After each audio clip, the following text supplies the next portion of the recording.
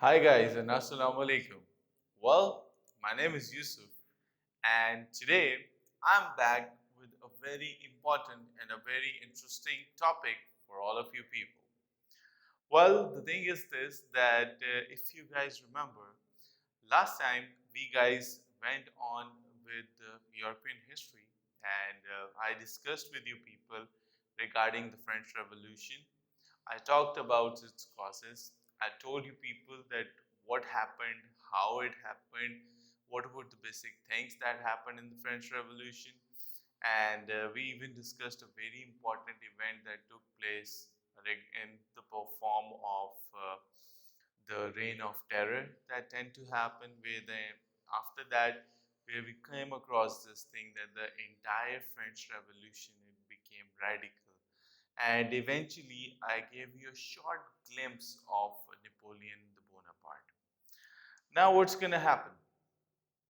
Today, I ended up on a very high note, and that note was what? I told you people regarding hip hop, and I'm smiling over here right now because of the fact that a lot of you people, I just want to tell you that Napoleon Bonaparte was someone who really had a huge impact on the European history.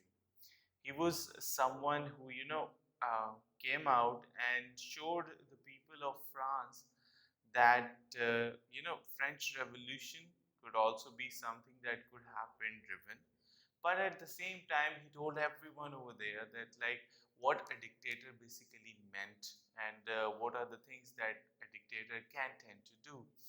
And basically, with dictator, I clearly am talking about the military regime that was there to be followed after monarchy. If you guys remember that when we talk about France, so we were discussing about that Napoleon's era, that I gave you a slight idea regarding the Napoleonic era last time, but the main thing that was there was what? The people that were there, they only had witnessed what? They only had witnessed the monarchs, and they had seen this thing up that how the monarchs basically deal with their government and stuff like that. And with government, I basically means how they deal with the citizens that they have. If you people remember the class and the state system that was present, and which we had discussed about in the last lecture, so that clearly showed what the thing was like.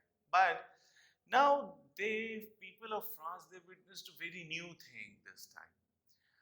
What is that new thing that I'm talking about? Well, that new thing that I'm talking about is this. They witnessed a military dictator who just, came up and for the first time he wanted to do something for the country. And the best part was this that he could drive the people along with him. Now, what do I mean by this thing drive the people along with him? Guys, always remember one thing that the military dictator was someone who used to lead from the front. And these were the qualities that people of France were looking at that particular moment. Because of the fact that, like, even if you have a look at it, that, yeah, like it is simply like this, guys. If we have a look at it, that military dictators are those particular individuals whenever you are involved, no doubt they dictate terms, but at the same time, they can be inspiring also. And I'm talking about this thing because I want to bring you people on the plot that Napoleon was someone who had that charisma in him. And if you guys remember, I discussed with you a very famous saying of Napoleon that was said about him that if he sneezes, the entire Europe catches cold. Now, this is something that holds the key over here, guys. That, like, such a person who has such a huge impact that if he sneezes, the whole Europe is gonna catch cold, shows you that what is the importance of this particular guy. So, enough of talking regarding a short briefing regarding Napoleon. Now, let's go on and let's discuss in detail. Before I move on, if you guys have still not subscribed to our channel, kindly do that, guys, because we guys are, really being so glad and so happy that we have reached the milestone in a very short time. And now we are obviously looking forward for even more and better content from our part. And for that particular thing, we obviously want you people to encourage us up. And if you like our videos, kindly do share them along and ask your fellows and friends to just like them, share them as much as they can, and press the bell icon. Don't forget to do that. Okay, guys, now let's move on to Napoleon Bonaparte. Now, I literally, when I was studying European history, I literally was always so fascinated when we talked about him, because a lot of people, they tend to talk about Adolf Hitler, that he was someone who really popped out of the scene, or we can even see some examples in the Russian era, or we can even talk about few examples that are there in the British time. But Napoleon holds his own key, means he is a very, I would say, a wicked, a very smart, and I would say a very opportunist sort of an individual. So that gives him, all the basic characteristics that are required by someone to be, intelligent enough to tackle all the particular things in a very clever manner. And these are all the qualities that he possessed. So that's Napoleon Bonaparte for you people, guys. Anyhow, now let's move on to the contents, and let me tell you people out that what is that we guys are going to be doing today. So the first thing that we are going to be talking about is going to be obviously we're going to be talking about Napoleon's, that where did he get his education from, and we're going to be talking about his military career. After that, we're going to be obviously talking about the rise that he took and from where he came on the picture, and how and what sort of an impact did he have on not only the French Revolution, but at the same time how he had such a huge impact on the people of France. And then we're going to be talking about a very important thing, that is going to be the reign of Napoleon. And basically, if I sum it up, Napoleon is someone who is known as, yeah, what do we call him? Yeah, if we have a look at him, Napoleon was, known as Napoleon I, because afterwards there was, his people, or I would say a predecessor, who followed him up as Napoleon, but eventually he did not get that particular fame that he wants. So, in other words, we even know him as Napoleon I in the history terms. And then we're going to be discussing about how about his downfall. That's, I would say, a very crucial part again, and it is something that was there and it just popped up, and it was something that I would say also is literally very important as far as the course outline is even concerned. So, Napoleon's downfall and his first, I would say, abdication, and all right. Um, that is, abdication is obviously something which is also very important over here. But then comes a very important event after, like, his first exile that was done to him. He again came back, and when he came back again, when he was when he came back, and that was also too dramatic, we're going to discuss it over here. But eventually when he came back, then came up his 100 days campaign. This is something which is again going to be very interesting for everyone, especially for the aspirants. Guys, I'm saying to you people up that I want you to follow these points up, because when you're going to be attempting a question regarding Napoleon, especially, this is going to be something that is really going to help you people out. So that's what it was like. And after those 100 days, then we see that how he again gained power. But the only problem that was there was this: at that particular time, those 100 days campaign and his wars that he eventually had, there was not enough, I would say, strength left in him, as far as his you know uh, I won't say that like it was his strength. It was basically, it was his particular age that he was in. He did not have so many much reliable people with him, and at the same time, the number of the people or the troops that he had, they were not enough to counter all the other such forces that were against him. So obviously his campaign ended, and that campaign ended at the Battle of Waterloo. And we're going to be discussing about the Battle of Waterloo in detail. So don't worry about that. And then we're going to be talking about the Napoleon's final year. How did it go? What happened? What were the basic things that moved on? Basically, you know what, guys? My basic key purpose for you people is very simple. I know your time is very precious and I want you to make the most out of it. And that is the reason why I jot down all these ideas for you people up, and obviously using my expertise and the experience that I do possess as far as European history is concerned, and especially when we talk about such events. So I want you people to just get the crux at, so that when you look to my lesson up and if you follow me out, you can clearly understand that, like, okay, this is how the thing happened and this is what the basic key was. And it is always like that. For history, you always need to be clear with the timeline. If you know the timeline, it's simply a piece of cake for you. So it's not a big deal at all in that perspective.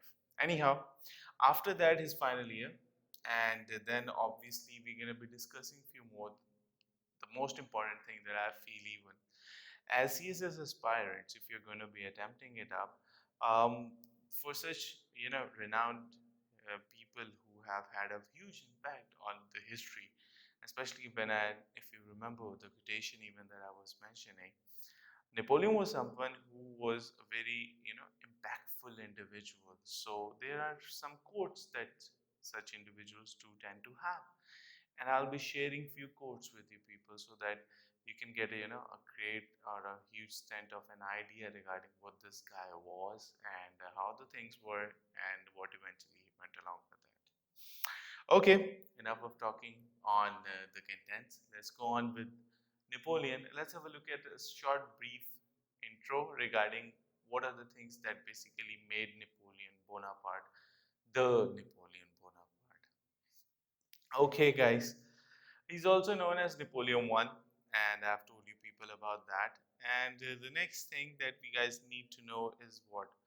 He was a French military leader and an emperor at the same time, who conquered much of Europe, and that tend to happen in the 19th century, early 19th century, when Napoleon I came on the scene.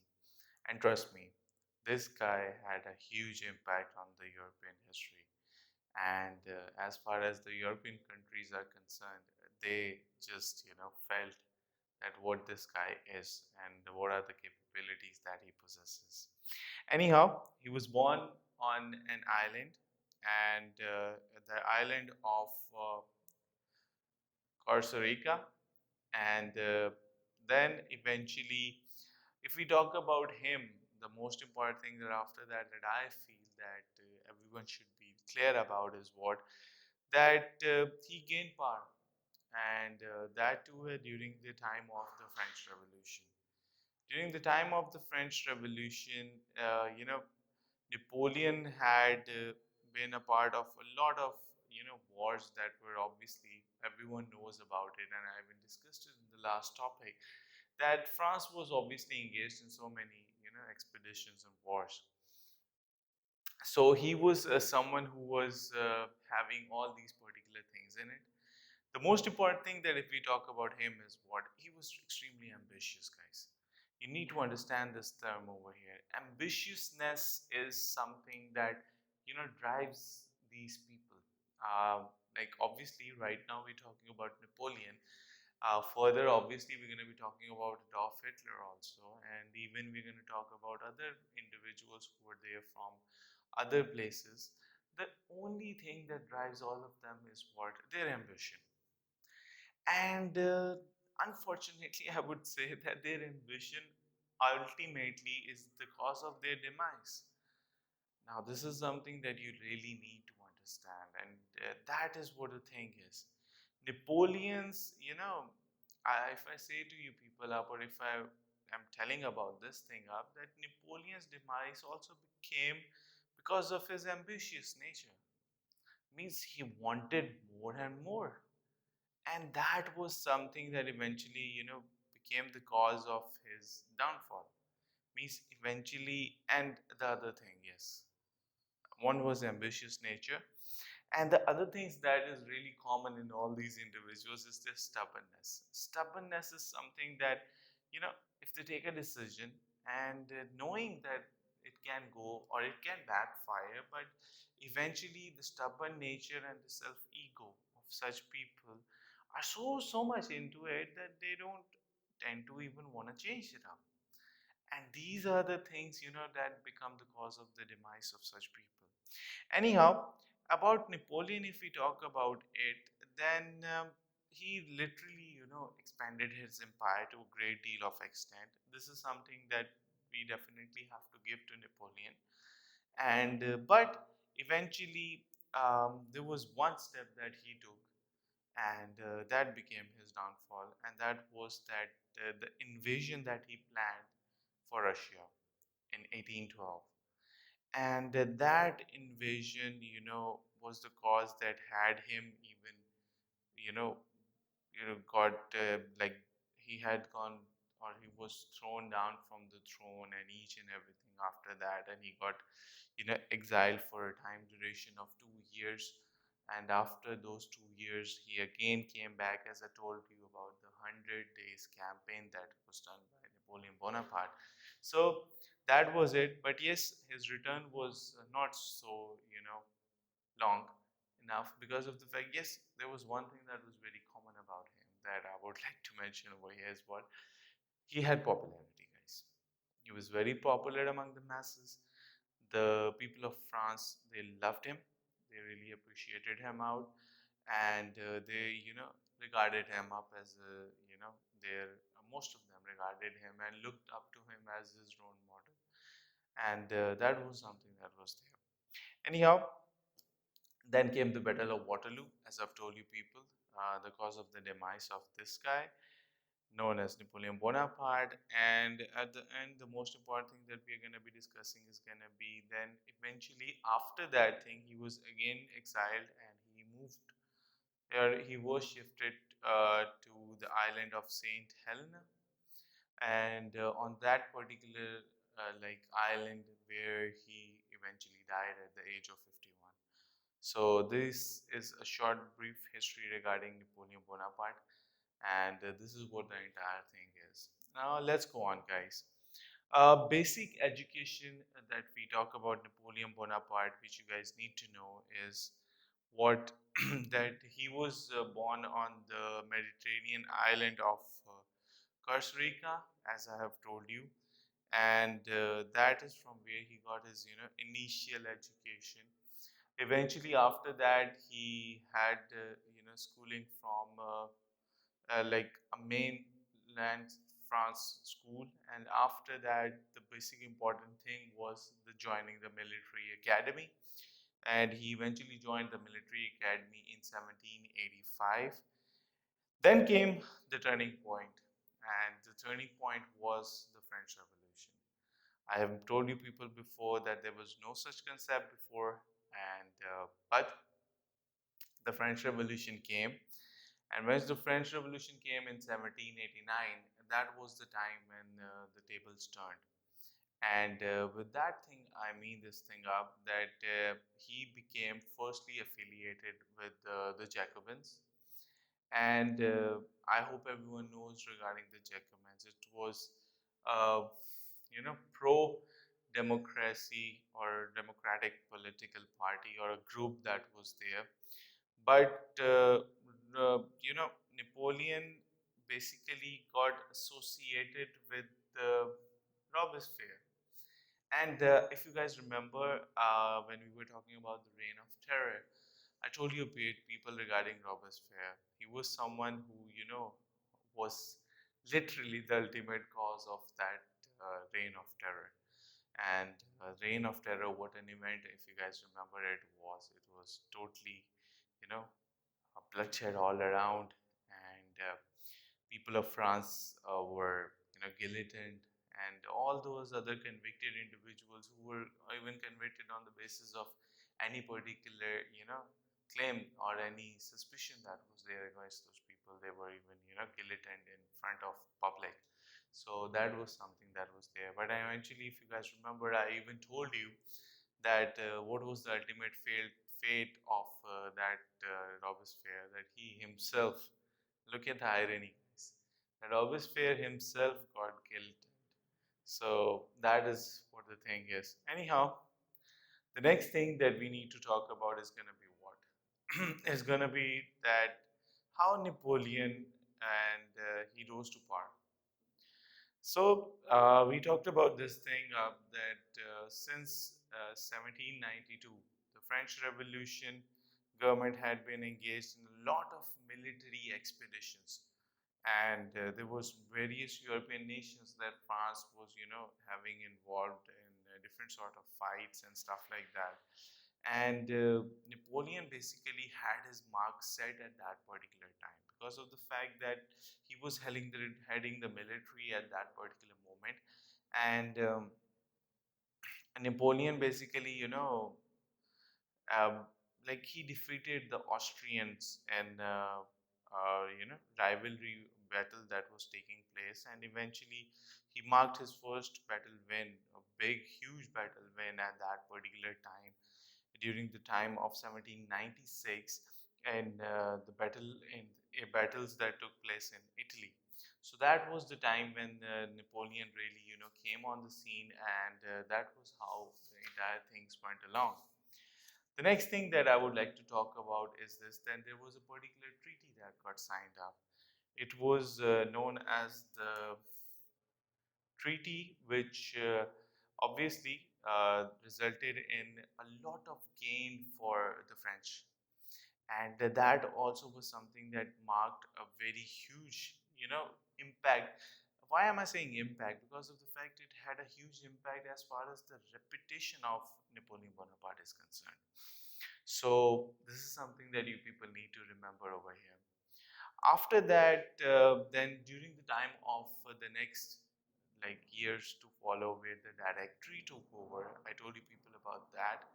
The directory had it was a five-person group that was there, and Napoleon basically he again led an invasion, and the directory basically asked him to lead an invasion, and the invasion was led uh, to have a counter attack with England.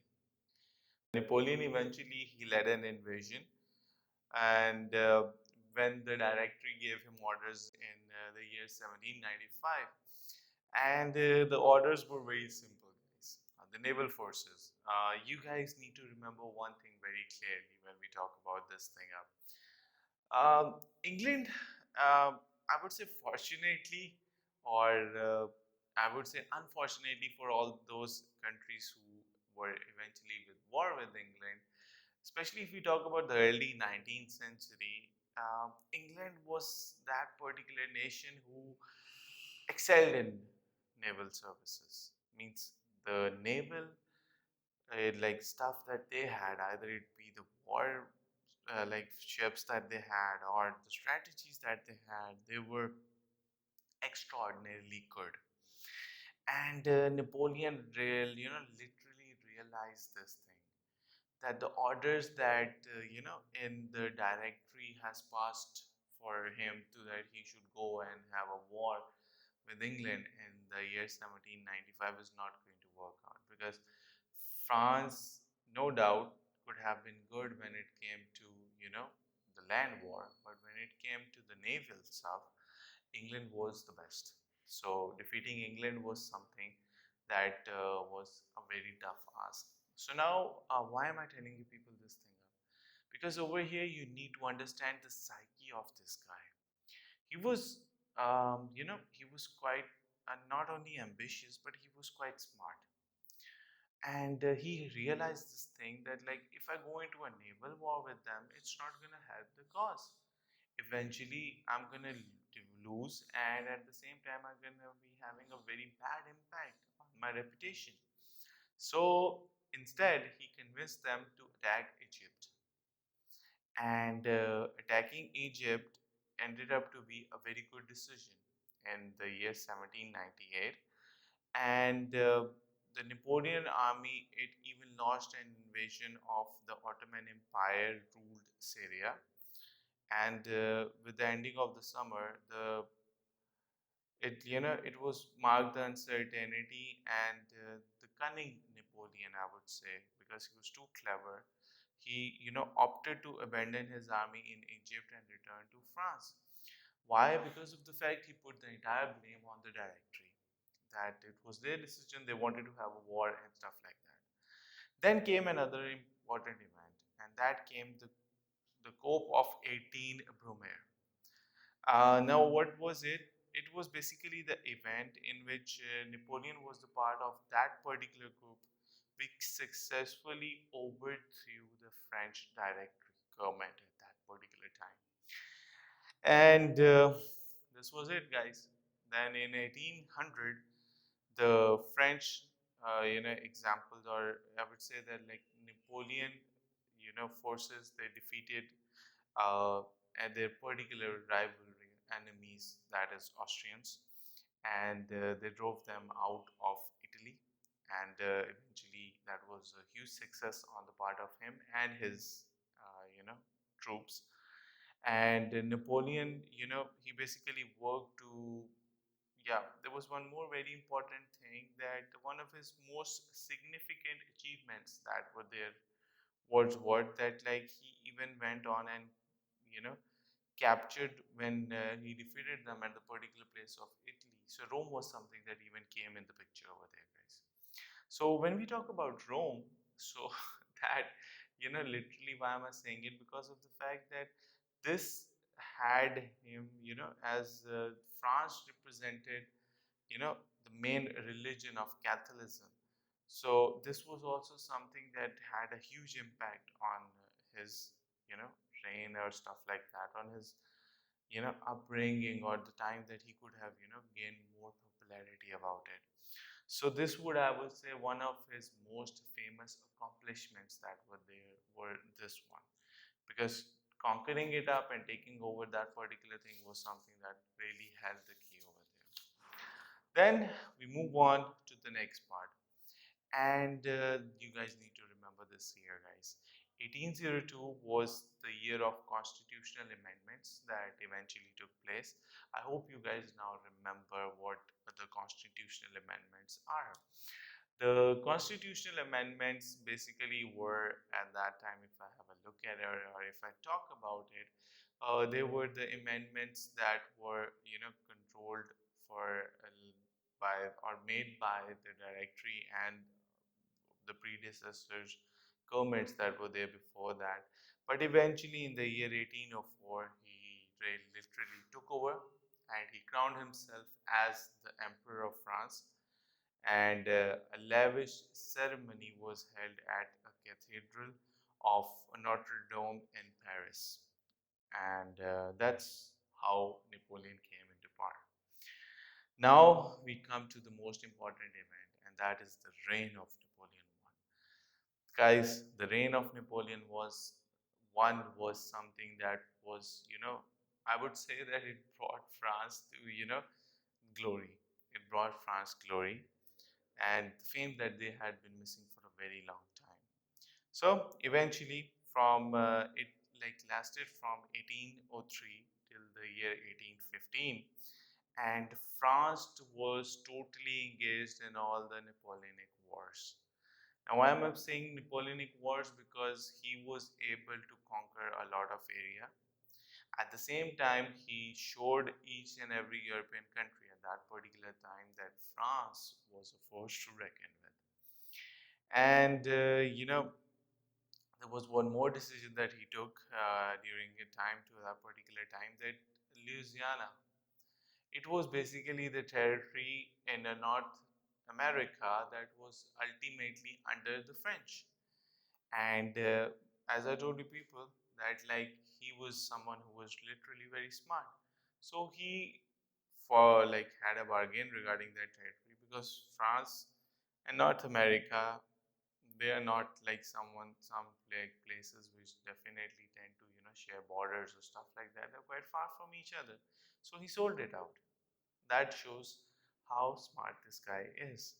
So he sold it out for to the United States for $15 million at that particular time, and it basically later on was given the title of the Louisiana Purchase. In 1805, the British they wiped out Napoleon at the Battle of Trafalgar, and he got defeated.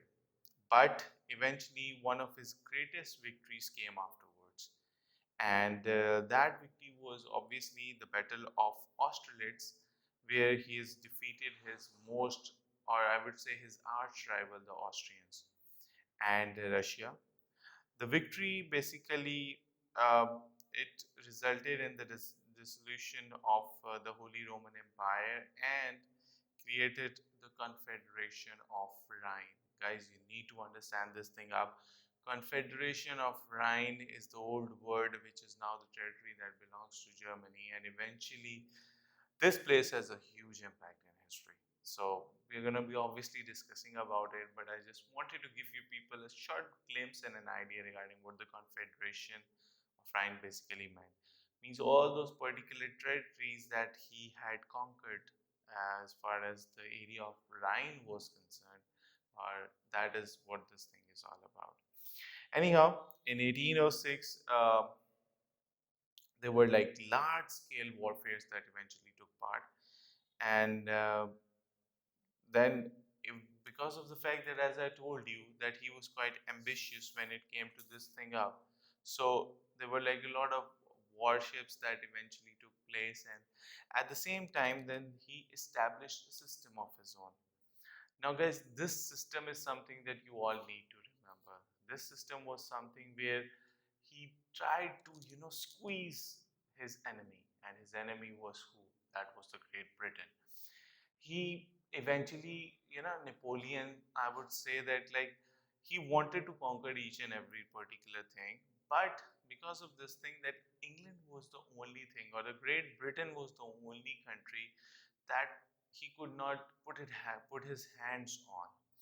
So he introduced his continental system, and according to that particular system, he tried to put England or the Great Britain to the corner by blocking the trade of the Great Britain, and that was something that was a huge step taken on his part.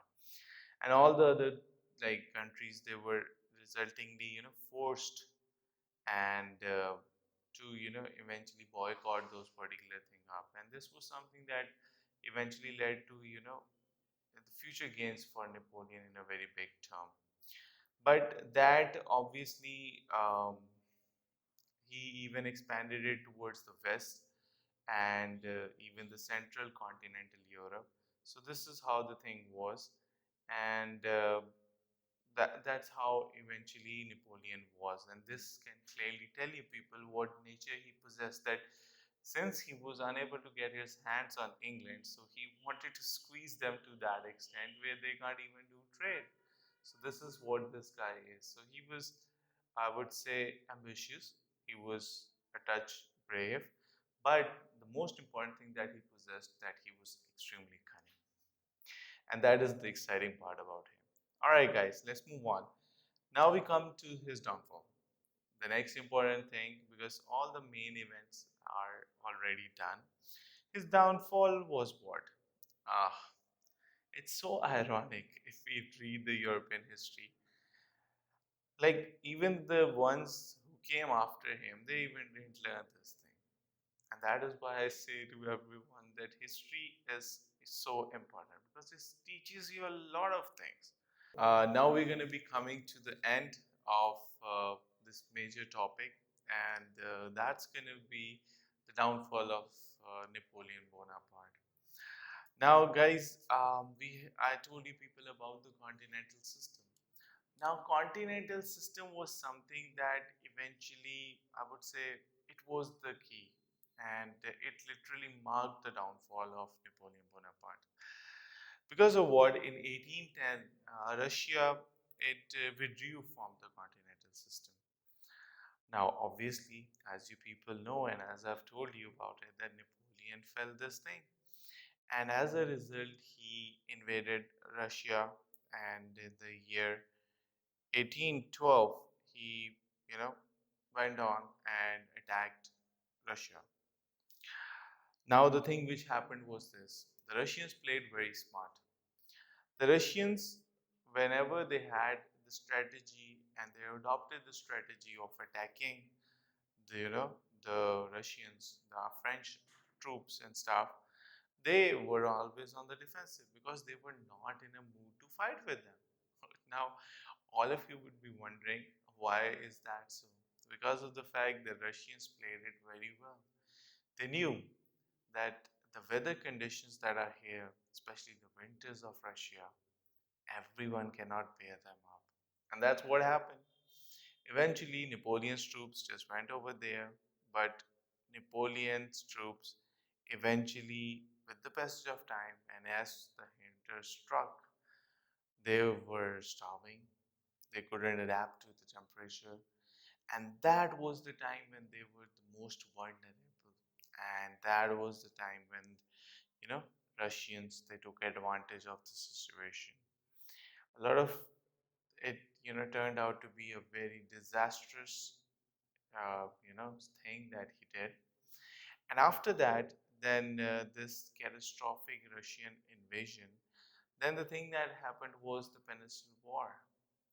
Now, Peninsula War was something that eventually happened from 1808 to the 1814 time. That also was something that eventually had a very, I would say, bad impact. And after that, in 1813, again setback for him. And then after that particular time, in March 1814, the coalition forces they captured Paris. And eventually, what happened? Or coalition forces, I forgot to tell you people about that. The coalition forces basically meant all the other, along with Austria and all the other enemies of him, they had a coalition, and they eventually in 1814 captured him. And on April 6, 1814, Napoleon was, when he was in his mid 40s, he was, forced to abdicate the throne, and eventually he was exiled. Now, coming to the next event, somehow, like after that particular exile that Napoleon had to face, he sailed back to France, and that was, with when he came back. So, and on March 20th, after that following time, then Napoleon came back, and you know, that was the time when he was in his, mid 40s, not a young individual at all now, and he had only 1,000 troops. But Napoleon is Napoleon. So these were known as the 100-Day Campaign and the Battle of Waterloo. So for that particular time, he just went back, and as soon as he came back, as usual, the monarch, the king, at that time, it was Louis XVIII who was at the throne, and as soon as Napoleon popped out, the people, they were just so rejoiced and so happy to see his presence. Eventually, the Louis XVIII, he ran, he fled, as usual, what was expected out of him, and eventually Napoleon was again back in power, and these are known as the 100 Days of Napoleon. Then what? The allies had been formed at that particular time. Like there were the Austrians, there were the British, there was the Prussians, and there was the Russians. So all these allies, they primitively were, against him. And then eventually, Napoleon on like 16th of June, he, got defeated by the Prussians, and no, basically what happened is this, that he defeated the Prussians first, But 2 days later, on June 18th, at the Battle of Waterloo, was the ending mark of it, where he got defeated, and like it was near Brussels that he eventually got defeated, and the obviously the French were crushed by the British with the assistance from the Prussians. So that was, literally marked it. And again, he was in on June 22, 1815. Napoleon was, once again forced to abdicate, and that's, I would say, that was literally the end of Napoleon. Then, basically, what happened? It was the final year, and eventually, again, he was held prisoner at Saint Helena, and this time in the South Atlantic Ocean that was there, and then eventually he died there on May 5, 1821, at the age of 51. So, and the cause that was there was he died because of stomach cancer. So this basically marked the end of Napoleon. Now, at the end, I have a few quotes for you people, because these quotes are something that you need to remember, and they would eventually give you people an idea regarding the mindset of this particular individual. The first quotation that is there was this: the only way to lead people is to show them a future. Leader is a dealer in hope. Now, these quotations are going to be showing you the cunning nature of this particular individual. Then again, what he used to think about his enemy, he always used to say, never interrupt your enemy when he's making a mistake. So, that also shows his cunningness. Then, eventually, the reason most people fail instead of succeeding is that they trade what they want most for what they want at the moment. So, if you like have a look at it, he is someone who is really, really smart in that regard. And at the end, if we wish to be successful in this world, promise everything and deliver nothing. That's how he used to think on. Anyhow, this marks us to the end of Napoleon Bonaparte. And I hope you guys enjoyed this lecture out, because it was specially done for you people, and I had literally jotted down all the basic things in it.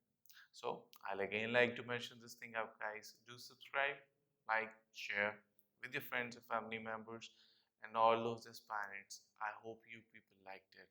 So, and even the ones who are interested in history, they also liked it. So please give your comments and stuff like that. Along with that, comments obviously they do matter a lot. So just let us know, and thank you very much for your time. Take care. Allah Hafiz.